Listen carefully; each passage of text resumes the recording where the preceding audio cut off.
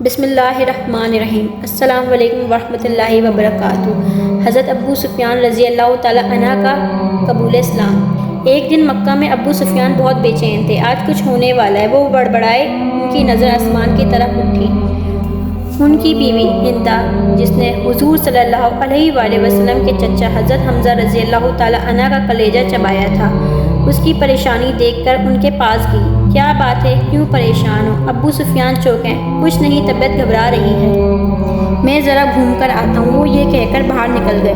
مکے کی گلیوں میں گھومتے گھومتے وہ مکے کی آخری حد تک جا پہنچے۔ اچانک ان کی نظر شہر سے باہر ایک وسیع میدان پر پڑی، جس میں ہزاروں مشالیں روشن تھیں۔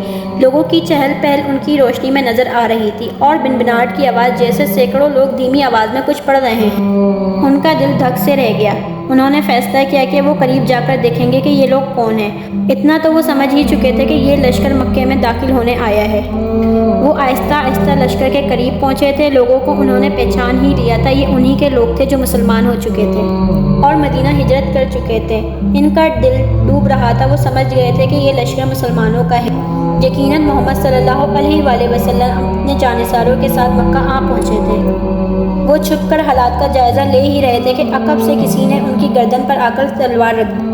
لشکر کے پہرے داروں نے انہیں پکڑ لیا تھا۔ اب انہیں بارگاہ محمد صلی اللہ علیہ وآلہ وسلم میں لے جایا جا رہا تھا۔ ان کو ہر قدم پر جنگ بدر، احد، خندق اور خیبر میں مسلمانوں کو دی ہوئی تکلیفیں یاد آ رہی تھیں۔ انہیں یاد آ رہا تھا کہ انہوں نے کیسے سرداران مکہ کو اکٹھا کیا تھا، نعوذ باللہ، محمد صلی اللہ علیہ وآلہ وسلم کو قتل کرنے کے لیے۔ کیسے ان کی بیوی ہندا نے حضرت محمد مصطفیٰ صلی اللہ علیہ وآلہ وسلم کے چچا کو اپنے غلام حبشی کے ذریعے شہید کروا کر ان کا سینہ چاک کر کے ان کا کلیجہ نکال کر چبایا، اور اب انہیں اسی محمد صلی اللہ علیہ وآلہ وسلم کے سامنے پیش کیا جا رہا تھا۔ انہیں یقین تھا کہ ان کی روایت کے مطابق ان جیسے دہشت گرد کو قتل کر دیا جائے گا۔ ادھر بارگاہ رحمت للعالمین صلی اللہ علیہ وآلہ وسلم میں اصحاب رضوان رضی اللہ تعالیٰ عنہ جمع تھے، اور صبح کے اقدامات کے بارے میں مشاورت چل رہی تھی کہ کسی نے آ کر ابو سفیان کی گرفتاری کی خبر دے دی۔ خیمہ صلی اللہ علیہ وآلہ وسلم میں نعرہ تکبیر بلند ہوئی، اللہ اکبر! ابو سفیان کی گرفتاری ایک بہت بڑی خبر اور کامیابی تھی۔ خیمہ صلی اللہ علیہ وآلہ وسلم میں موجود حضرت عمر رضی اللہ تعالیٰ عنہ اٹھ کھڑے ہوئے اور تلوار کو بیان سے نکال کر انتہائی جوش کے عالم میں بولے، اس بدبخت کو قتل کر دینا چاہیے۔ شروع سے ساری فساد کی جڑ یہی ہے۔ چہرہ مبارک محمد مصطفیٰ صلی اللہ علیہ وآلہ وسلم پر تبسم نمودار ہوا، اور ان کے دلوں میں اترتی ہوئی آواز گونجی، بیٹھ جاؤ عمر، اسے آنے دو۔ حضرت عمر رضی اللہ تعالیٰ عنہ آپ کے حکم پر بیٹھ گئے، لیکن آپ کے چہرے کی سرخی بتا رہی تھی کہ ان کا بس چلتا تو ابو سفیان کے ٹکڑے ٹکڑے کر دیتے۔ اتنے میں پہرے داروں نے بارگاہ رسالت صلی اللہ علیہ وآلہ وسلم میں حاضر ہونے کی اجازت چاہی۔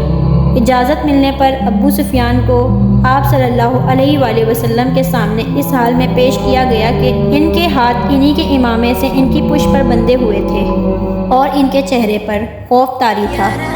اور اصحاب رضی اللہ تعالیٰ عنہ نے ایک عجیب جملہ سنا، اس کے ہاتھ کھول دو اور اس کو پانی پلاؤ، بیٹھ جاؤ ابو سفیان۔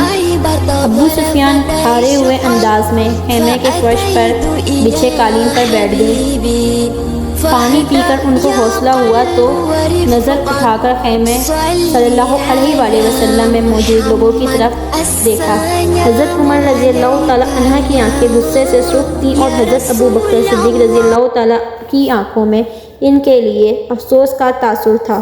اسی طرح باقی تمام اصحاب رضی اللہ تعالیٰ عنہ کے چہرے کو دیکھتے دیکھتے آخر ان کی نظر محمد صلی اللہ علیہ وآلہ وسلم کے چہرے مبارک پر آ کر ٹھہر گئی، جہاں جلالت و رحمت کے خوبصورت امتزاج کے ساتھ کائنات کی خوبصورت ترین مسکراہٹ تھی۔ حضرت محمد صلی اللہ علیہ وآلہ وسلم نے فرمایا، کہو ابو سفیان، کیسے آنا ہوا؟ حضرت ابو سفیان کے گلے میں جیسے آواز ہی نہیں رہی تھی۔ ہمت کر کے بولے، میں اسلام قبول کرنا چاہتا ہوں۔ حضرت عمر رضی اللہ تعالیٰ عنہ ایک بار پھر اٹھ کھڑے ہوئے اور فرمایا، یا رسول اللہ صلی اللہ علیہ وآلہ وسلم، یہ شخص مکاری کر رہا ہے، جان بچانے کے لیے اسلام قبول کرنا چاہتا ہے، مجھے اجازت دیجیے، میں آج اس دشمن کا خاتمہ ہی کر دوں گا۔ آپ صلی اللہ علیہ وآلہ وسلم نے فرمایا بیٹھ جاؤ عمر۔ پھر آپ صلی اللہ علیہ وآلہ وسلم نے نرمی سے فرمایا بولو ابو سفیان، کیا تم واقعی میں اسلام قبول کرنا چاہتے ہو؟ حضرت ابو سفیان رضی اللہ تعالی عنہ نے فرمایا جی یا رسول اللہ، میں اسلام قبول کرنا چاہتا ہوں۔ میں یہ بات سمجھ گیا ہوں کہ آپ اور آپ کا دین بھی سچا ہے اور آپ کا خدا بھی سچا ہے، اس کا وعدہ پورا ہوا۔ میں یہ بات جان گیا ہوں کہ صبح مکہ کو فتح ہونے سے کوئی نہیں بچا سکے گا۔ چہرہ رسول صلی اللہ علیہ وآلہ وسلم پر مسکراہٹ پھیلی۔ ٹھیک ہے ابو سفیان، تو میں تمہیں اسلام کی دعوت دیتا ہوں اور تمہاری درخواست قبول کرتا ہوں۔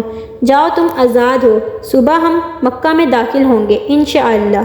میں تمہارے گھر کو، جہاں آج تک اسلام اور ہمارے خلاف سازشیں ہوتی رہیں، جائے امن قرار دیتا ہوں۔ جو تمہارے گھر میں پناہ لے لے گا وہ محفوظ ہے۔ آپ صلی اللہ علیہ وآلہ وسلم کی یہ بات سن کر حضرت ابو سفیان رضی اللہ تعالی عنہ آپ کو حیرت سے دیکھ رہے تھے، اور آپ صلی اللہ علیہ وآلہ وسلم نے فرمایا مکہ والوں سے کہنا جو بیت اللہ میں داخل ہو گیا اس کو امان ہے، جو اپنی کسی عبادت گاہ میں چلا گیا اس کو امان ہے، یہاں تک کہ جو اپنے گھروں میں بیٹھا رہا اس کو امان ہے۔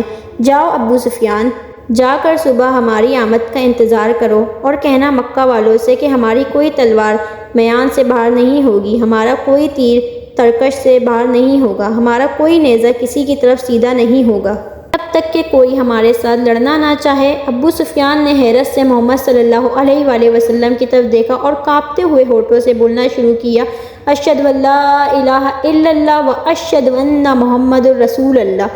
سب سے پہلے حضرت عمر رضی اللہ تعالی عنہ آگے بڑھے اور ابو سفیان کو گلے سے لگایا۔ مرحبا اے ابو سفیان، اب سے تم ہمارے دینی بھائی ہو گئے ہو، تمہاری جان مال ہمارے اوپر ویسے ہی حرام ہو گیا جیسا کہ ہر مسلمان کا دوسرے پر حرام ہے۔ تم کو مبارک ہو کہ تمہاری پچھلی ساری خطائیں معاف کر دی گئیں اور اللہ تبارک و تعالیٰ تمہارے پچھلے گناہ معاف فرمائے۔ حضرت ابو سفیان رضی اللہ تعالی عنہ حضرت عمر رضی اللہ تعالی عنہ کو حیرت سے دیکھ رہے تھے۔ یہ وہی تھے جو چند لمحوں پہلے جن کی آنکھوں میں ان کے لیے شدید نفرت اور غصہ تھا اور جو ان کی جان لینا چاہتے تھے، اب وہی ان کو گلے لگا کر بھائی بول رہے تھے۔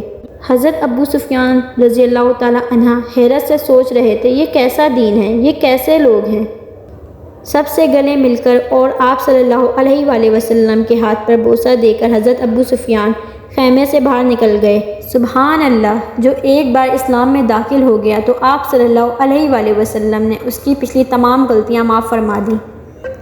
اور اگر آپ اس طرح کی معلوماتی ویڈیوز دیکھنا چاہتے ہیں تو اسلامک کلچر 14 کو سبسکرائب کریں اور بیل آئیکن پر کلک کر دیں۔